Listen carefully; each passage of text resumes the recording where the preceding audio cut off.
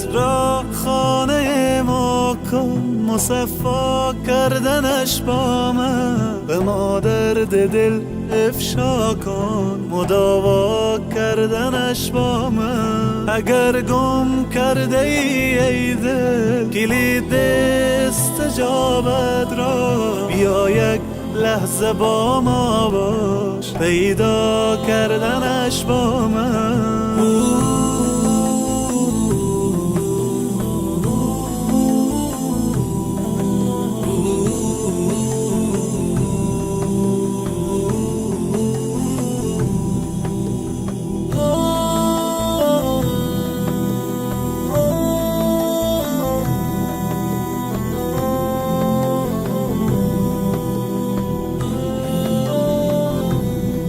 بیفشان قطره اشک که من هستم خریدارش، بیاور قطره اخلاص و دریا کردنش با من. به من گو حاجت خود را اجابت می کنم، آنی طلب کن آنچه می خواهی مهیا کردنش با من.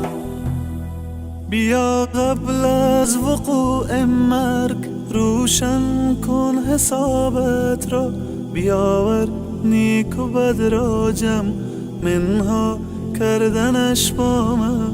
چو خوردی روزی امروز ما را شکر نعمت کن، غم فردا مخور هرگز که فردا خوردنت با من.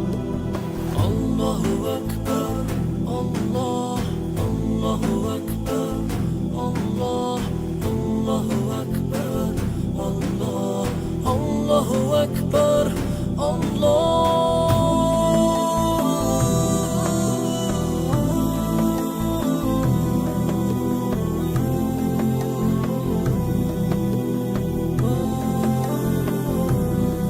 به قرآن آیه رحمت فراوان است ای انسان، بخوان این آیه را تفسیر و معنا کردنش با من. اگر عمری گناه کردی مشو نومی تو از رحمت، تو توبه نامه را بنویس و امضا کردنش با من.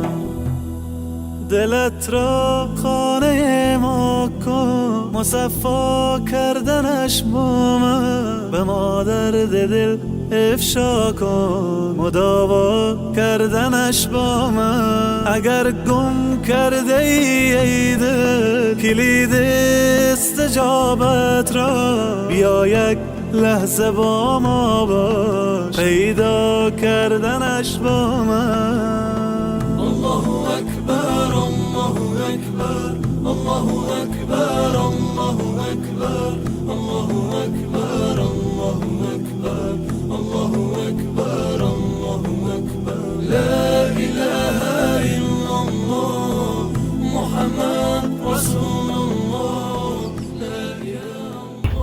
الحمد لله و الصلاة و السلام علی رسول الله. دوستان عزیز، امید که دارای صحتمندی کامل باشین. قسمی که شما در جریان بودین، دوست عزیز ما دکتر صاحب عزیز بر ما احوال دادن که دینمی چهار دیوالی یکی از فامیل ها و بسیار مجبوریت آمدن و طفلکایشان هستن. تقریبا 7 دانه طفل داره، دادنش بیخی، یکیش غنداقی است، یکیش مزوکه کم کلانتر است. دمیجا آمدن سرپناه و هیچ چیز نداشتن.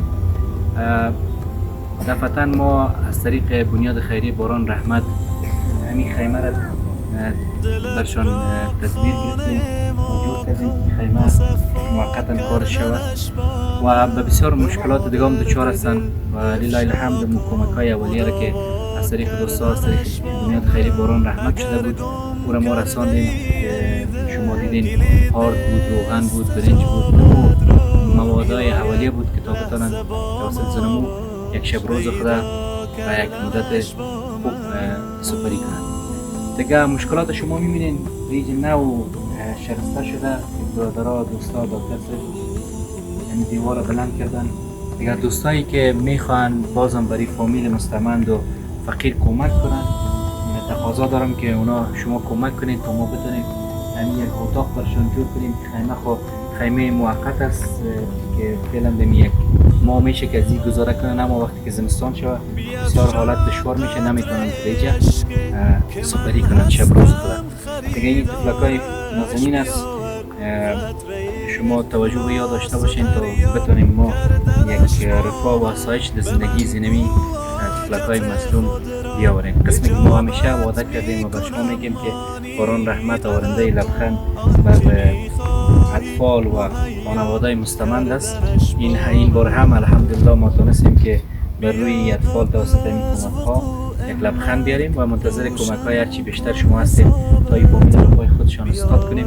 متاسفانه که شوهرشان فعلا همراهشان که ما صحبت کردیم، اونا در بیرون رفتن همین کبار بوتلا و بیار از سرسرک جمع میکنن تا یک شب روز خود بتانن یک لقمه خشک پیدا کنن. اما به نهایت فامیل مستمند است و قسمی که دوستا گفتن حتی در جایی که اینا میشتن کالایشان ایثار کردن 1800 روپیه اینا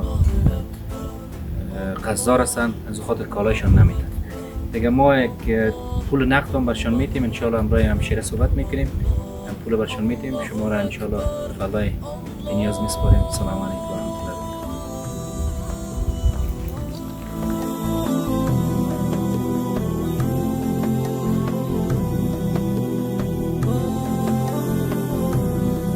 به قرآن هغه د پاره چې تاسو کول هلته کالي ول کالي ول ګراول هغه چې ټول به کله شو هغه و دغه پیسې به هغه ته ورکړي د ټول د مصارف وکړي یو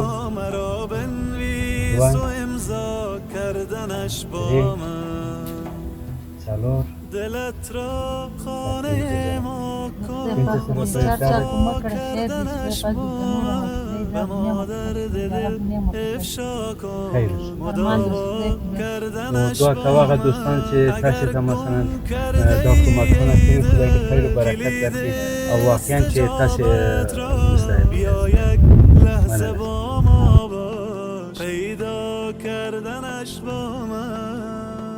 الله اکبر الله اکبر الله اکبر الله اکبر الله اکبر الله اکبر الله اکبر الله اکبر لا اله الا الله محمد رسول الله یا الله یا الله یا الله یا الله یا الله یا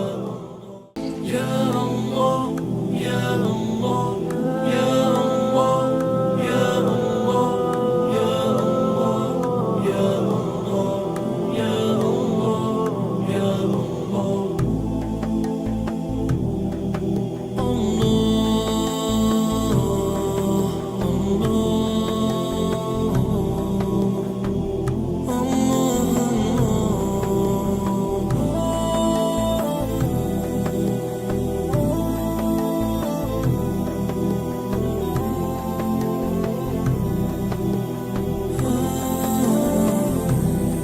دلت را خانه ما کن مصفا کردنش با من به مادر دل افشا کن مداوا